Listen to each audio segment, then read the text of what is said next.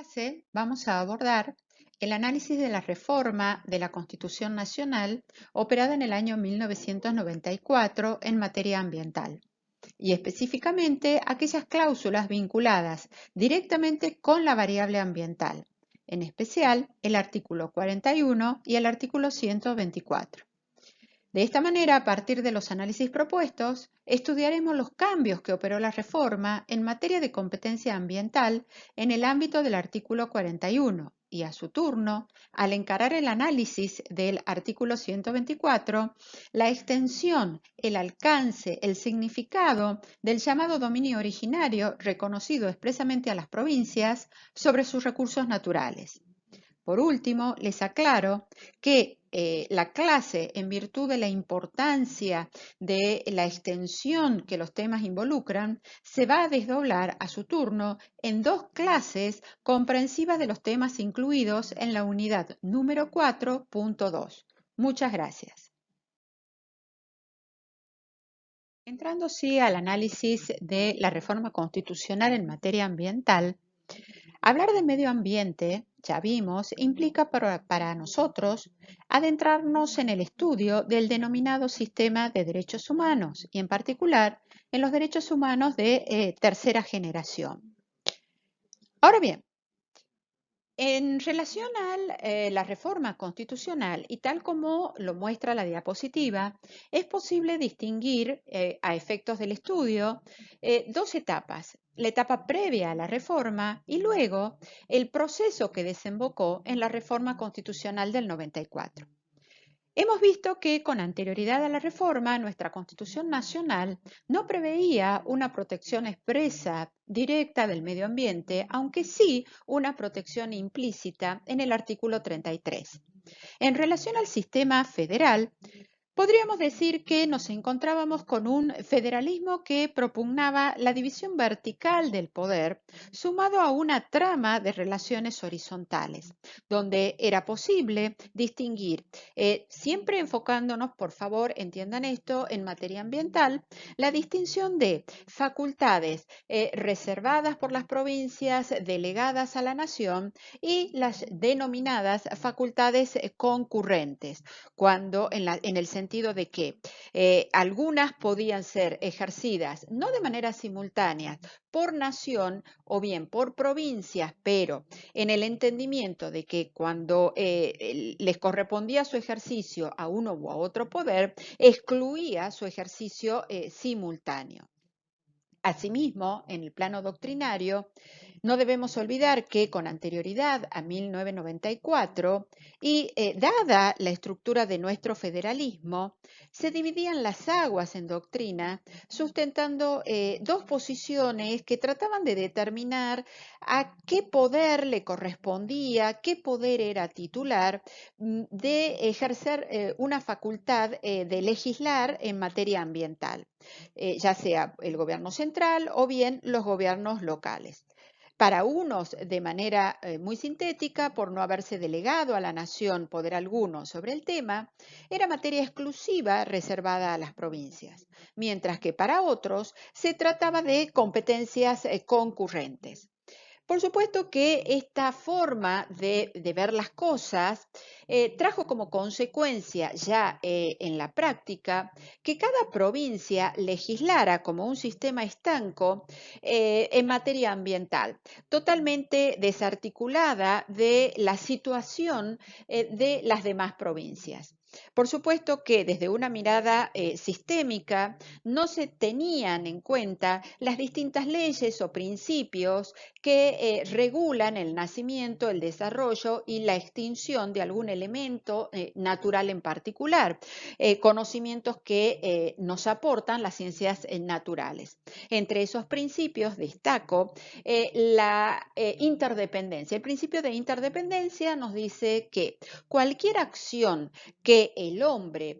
realice sobre un recurso natural invariablemente va a repercutir sobre el resto. Eso, pues bien, no se tenía en cuenta previo a la reforma del 94. a su turno, nos encontrábamos con una multiplicidad de leyes que de manera indirecta enfocaban o regulaban algún recurso en particular, pero esas leyes tenían por objeto fundamental, directo, principal, regular el uso y aprovechamiento, ya sea del recurso suelo, del recurso agua, por citar algunos. Eran, digamos, leyes aisladas, dispersas, dentro de una misma provincia, algunas con un mayor nivel de protección, otras con un menor nivel de protección y quizás regulando un mismo recurso natural. Y por supuesto, eso que pasaba en una provincia se replicaba en las demás, con lo cual, ya con una visión más genérica, el panorama previo a la reforma era de una multiplicidad de leyes dictadas de manera aislada, sin relación entre sí, sin tener en cuenta los principios que rigen en materia de recursos naturales propios de las ciencias naturales. Obviamente, frente a ese panorama, si la pregunta es, ¿se protegía de manera completa, coherente, adecuada el medio ambiente? La respuesta, por supuesto, va a ser negativa. No. A su turno, la reforma constitucional provocó todo un cambio, pues no solo incorporó el reconocimiento ya expreso del derecho a un medio ambiente sano y apto para las generaciones presentes, sin comprometer el desarrollo de las generaciones futuras, esto es en el artículo 41, sino que también se acuñaron plexos normativos que nos permiten hablar, y ojo con esto, de un nuevo federalismo ambiental. Estas normas, a modo de ejemplo, son las que regulan el Programa de Desarrollo para la Nación, artículo 75, inciso 19, mecanismos de tutela ambiental en el artículo 43, el dominio de los recursos naturales, y ojo con este artículo, me refiero al 124, los derechos de los pueblos indígenas, artículo 75, inciso 17, por citar algunos. Todas estas normas en su conjunto integran lo que vamos a llamar federalismo de concertación. Ahora bien, ¿cómo se plasmó esta reforma? ¿Cuáles fueron los antecedentes, o mejor dicho, el procedimiento previo a la sanción de la Constitución del 94? Como lo explicáramos con anterioridad,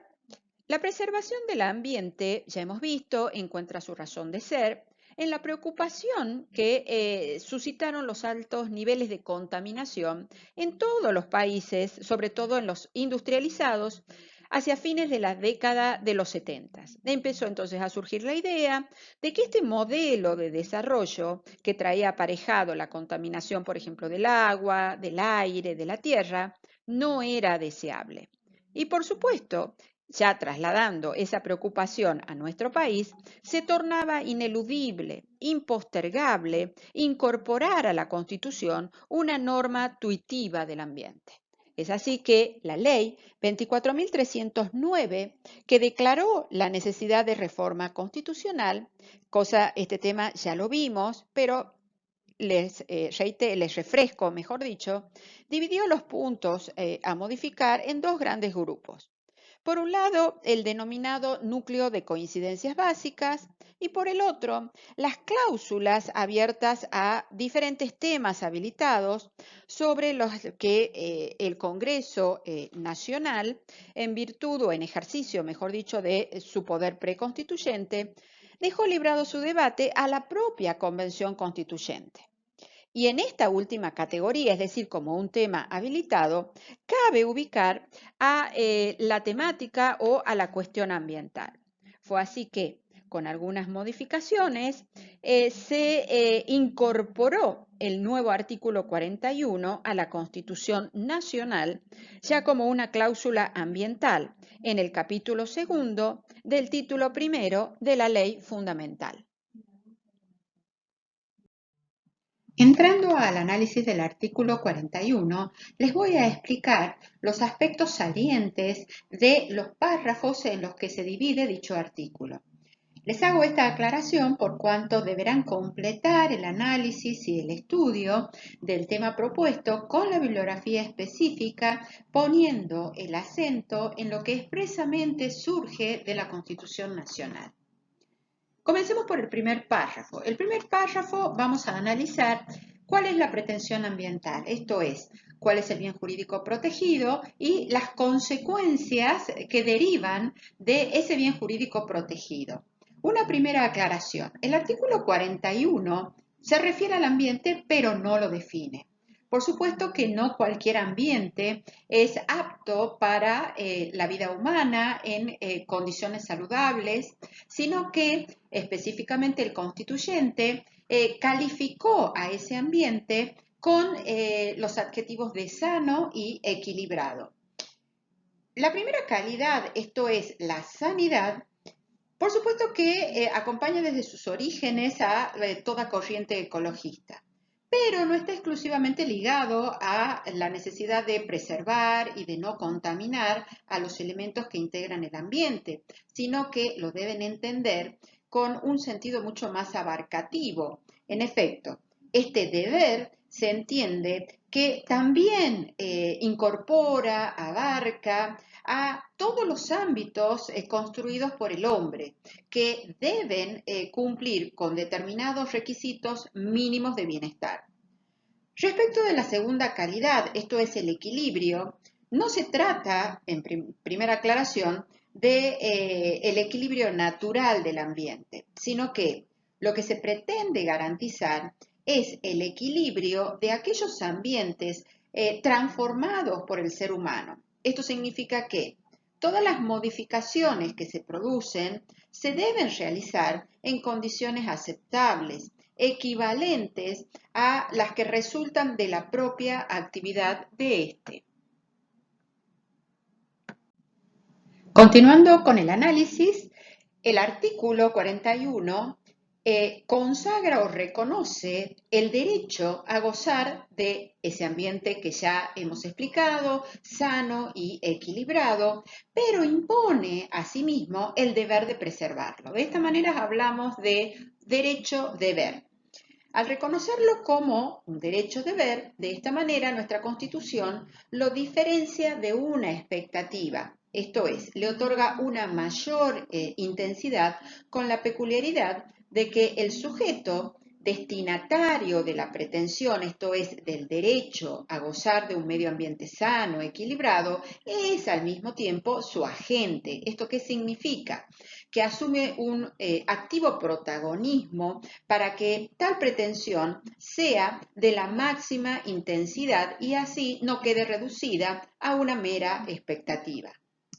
Como les dije, estamos en presencia de un derecho que se alimenta con el correlativo deber, de modo que es preciso comprender que no es solo el Estado quien debe velar y responsabilizarse por un ambiente sano, apto y equilibrado, sino que ese mismo deber pesa sobre todos y cada uno de los habitantes. Y este tema, a su turno, se vincula con el reconocimiento de legitimación para actuar y accionar en defensa del bien ambiental. Si bien este tema de la legitimación lo vamos a abordar al momento de analizar la Ley General del Ambiente, les anticipo que esa legitimación se amplía en cuanto se le reconoce no solo al afectado, sino también al defensor del pueblo, a las asociaciones ambientalistas debidamente autorizadas, el derecho, de interponer una acción de amparo contra todo acto u omisión de las autoridades públicas o de los particulares que en forma actual o inminente restrinjan, alteren o amenacen con arbitrariedad o ilegalidad manifiesta los derechos que protegen al ambiente, tal como surge de los términos del artículo 43 de la Constitución Nacional. A su turno, ese derecho-deber, siguiendo con el análisis, con la redacción del artículo 41, se vincula con la noción de desarrollo sustentable. ¿En qué sentido? que el derecho, deber que pesa sobre cada uno de los habitantes de, por un lado, usar y gozar del ambiente, pero por otro lado, correlativamente, el deber de preservarlo, se fundamenta en la idea de garantizar el desarrollo sustentable. Esto es, no solo propender a satisfacer a las necesidades presentes, sino también velar para que esas necesidades también se encuentren satisfechas para las generaciones por venir. Y esta noción de desarrollo sustentable se vincula con el llamado principio de equidad intergeneracional que reconoce la Ley General del Ambiente, tema que luego obviamente lo vamos a profundizar. Pero, volviendo a la noción de desarrollo sustentable, fue incorporada a nuestro lenguaje por la Conferencia de Naciones Unidas sobre Medio Ambiente y Desarrollo que se llevó a cabo en Río de Janeiro en el año 1972. En términos generales, el desarrollo sustentable podríamos decir que nos plantea una relación entre lo que se da en llamar capacidad de carga y, en el otro extremo, la llamada capacidad de absorción.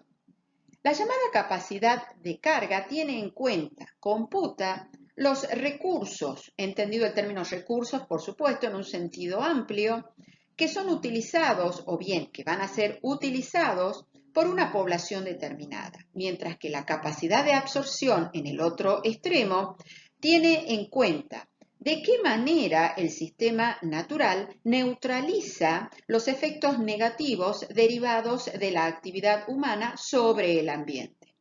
La resultante de esa comparación entre un extremo y el otro podrá ser positiva o negativa y es lo que se va a proyectar a las generaciones futuras y nos va a permitir juzgar cómo va esa conservación, si se mantiene, si se acrecienta o si, por el contrario, el capital ambiental va en franca reducción.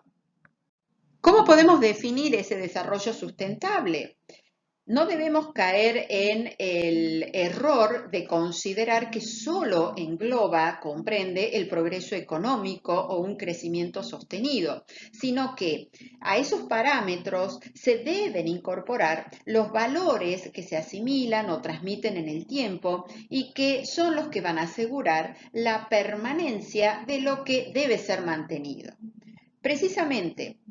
en este contexto de protección del acervo natural, cultural, debe también interpretarse la prohibición de ingreso a nuestro territorio de residuos actual o potencialmente peligrosos y de los radiactivos, tal como surge del cuarto párrafo del artículo analizado, en la medida en que tales desechos constituyen una amenaza a nuestro territorio físico, pero también a nuestros valores y a nuestras convicciones. Otra particularidad relevante de este párrafo es la inclusión del daño ambiental. Expresamente, la última parte del párrafo primero establece que el daño ambiental conllevará prioritariamente la obligación de recomponer. Pues bien, en relación al daño ambiental y más allá de que lo estudiemos en profundidad al analizar la Ley General del Ambiente, este tipo de daño no implica, no lo tienen que vincular como sinónimo de lesión a un recurso natural, sino que de manera mucho más amplia, mucho más genérica, se podría decir que este daño ambiental es o implica una disfunción ambiental. Una disfunción que se va a traducir en una lesión, en un menoscabo al derecho colectivo, que va a consistir en que no se altere de modo perjudicial la calidad de vida o el equilibrio ambiental, con lo cual nos encontramos frente a una nueva concepción de daño. Ahora bien, ya producido el daño ambiental, como les dije, la última parte del párrafo primero del artículo analizado establece o impone en cabeza del responsable la obligación de recomponer. Esa obligación de recomponer implica que se deben adoptar todas aquellas medidas que sean necesarias para volver al estado anterior en el que se encontraba el bien jurídico protegido en la medida en que resulte posible.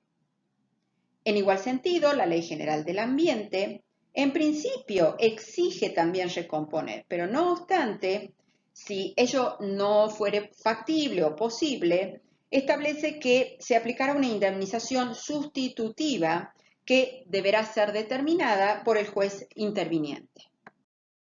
Entrando ahora a analizar el contenido del segundo párrafo,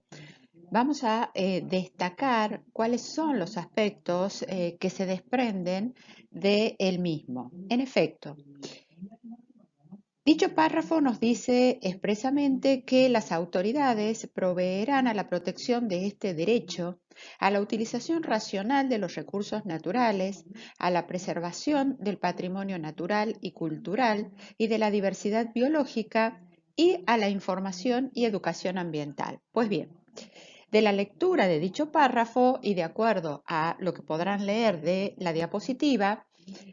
podemos distinguir, por un lado, lo que hace a la preservación del patrimonio natural y cultural, que se vincula con la amplitud que le damos a la definición, al concepto del ambiente. En efecto, entendemos, más allá de que este tema se vincule con la Ley General del Ambiente, que nuestra Constitución recepta una definición amplia del ambiente que integra, o que está, mejor dicho,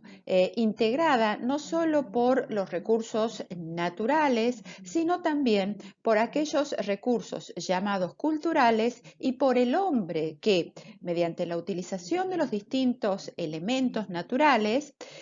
da lugar a los recursos culturales que, como ya les dije, son aquellos productos de la capacidad creadora del hombre.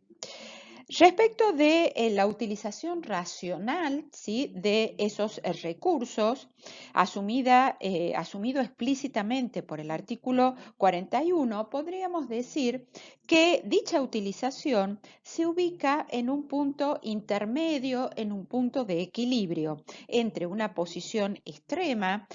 donde vamos a situar al conservacionismo, y por el otro, en el otro extremo, el sistema o la ideología que propugna un utilitarismo ilimitado. Ahora bien, este principio de uso racional tuvo reconocimiento internacional en la Declaración de Estocolmo, aprobada por Naciones Unidas en el año 1972, en los siguientes términos: el hombre tiene la responsabilidad de preservar y administrar juiciosamente el patrimonio de la flora y de la fauna silvestre y su hábitat. Continúa diciendo este documento que, en consecuencia, al planificar el desarrollo económico, debe atribuirse importancia al mismo tiempo a la conservación de la naturaleza, incluidas la flora, la fauna silvestre. Y por último, volviendo a la responsabilidad de los estados, agrega este documento que los estados deberían adoptar un enfoque integrado y coordinado de la planificación de su desarrollo. Ahora bien, este segundo párrafo también incorpora esta nueva terminología, el de la diversidad biológica. La diversidad biológica o biodiversidad a secas, en líneas generales, se refiere al grado de variedad de la naturaleza y se la puede clasificar en tres categorías de manera jerárquica. Y así pueden distinguir una diversidad genética que apunta a la variación de genes dentro de una especie. Luego, podemos distinguir la diversidad de especies, que se refiere, como su nombre lo indica, a la variedad de especies dentro de una región.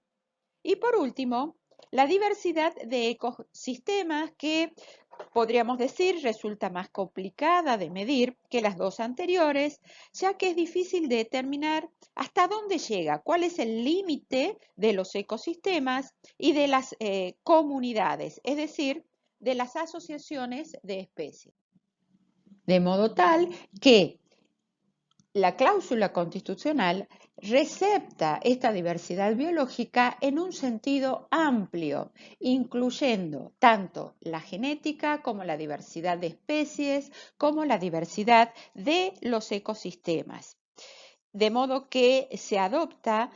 un sistema integrado de interpretar a la naturaleza, no como un conjunto aislado de partes, sino la naturaleza en su estrecha vinculación entre sustancias y procedimientos, en el sentido de que para que sigan existiendo los sujetos, esto es, las especies, no se debe alterar sus hábitats y las relaciones que ellos posibilitan. Por último, del párrafo analizado se destaca la importancia de la educación y de la información ambiental. Ambos se encuentran estrechamente vinculados, puesto que para que el ciudadano o, en un sentido más amplio, el habitante pueda ejercer una tutela efectiva del bien ambiental, necesariamente debe contar con la información ambiental que debe ser, provista por las autoridades pertinentes, pero que, teniendo en cuenta dicha información, ella presupone la educación del ciudadano. Entonces, tenemos que la información que los ciudadanos reciban va a resultar imprescindible, como les dije, para una efectiva tutela de este derecho fundamental. Y también, por otro lado, la educación ambiental, que debe estar orientada hacia la comunidad. Simplemente les agrego, porque también lo vamos a analizar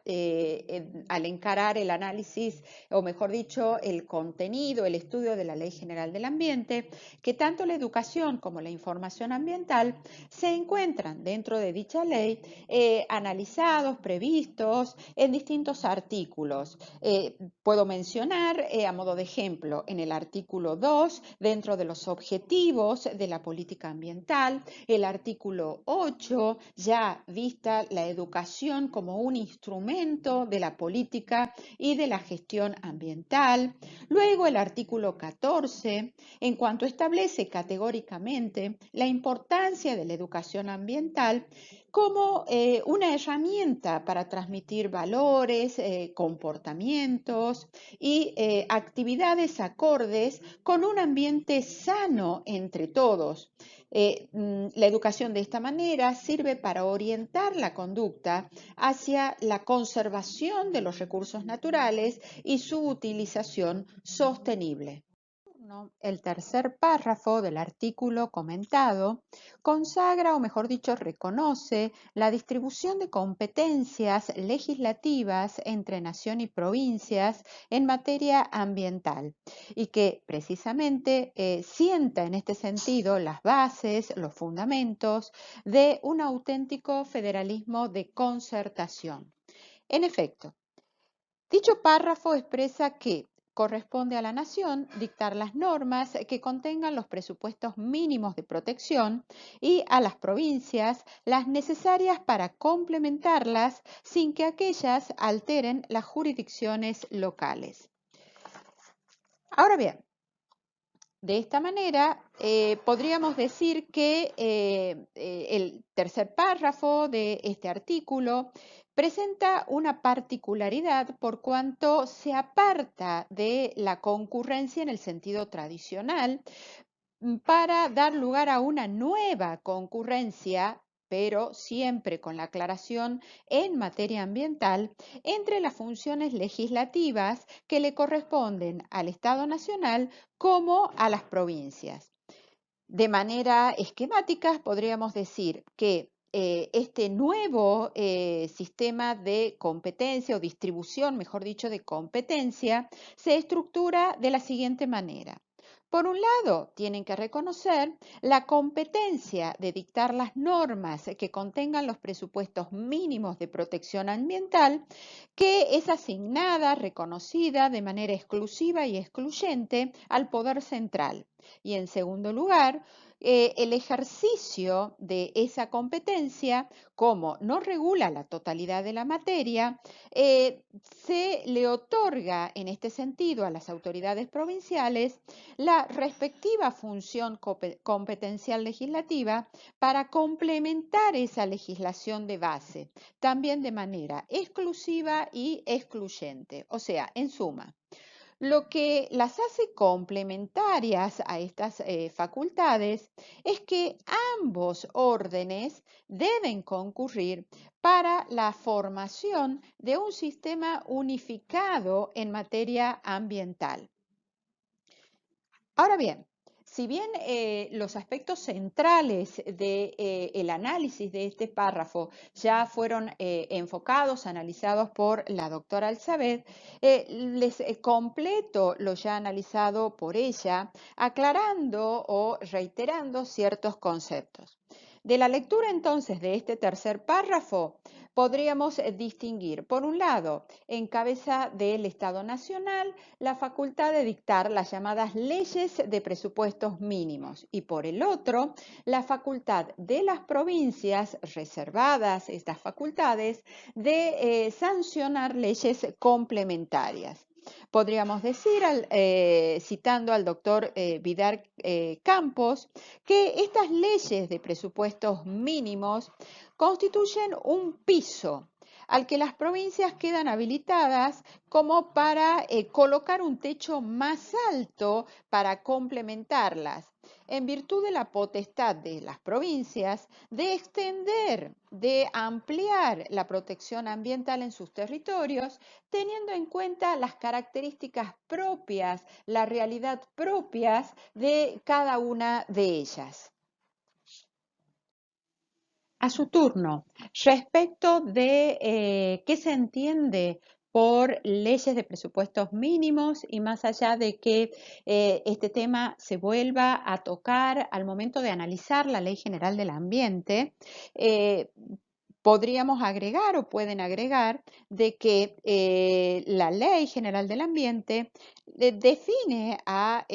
presupuestos mínimos como toda aquella norma que concede una tutela ambiental uniforme o común para todo el territorio nacional y tiene por objeto imponer, digamos, condiciones o requisitos necesarios para asegurar esa protección ambiental. Por supuesto que esa potestad reconocida en virtud de la reforma a la nación debe ser ejercida sin que ese ejercicio implique desconocer, implique un vaciamiento del dominio que se le reconoce a las provincias sobre los recursos naturales sitos en sus respectivos territorios, conforme lo que dispone el artículo 124. En síntesis, en relación a este tema, ustedes tienen que tener en claro y analizarlo. ¿Qué pasaba con anterioridad a la reforma? Pues bien, ya vimos, cada provincia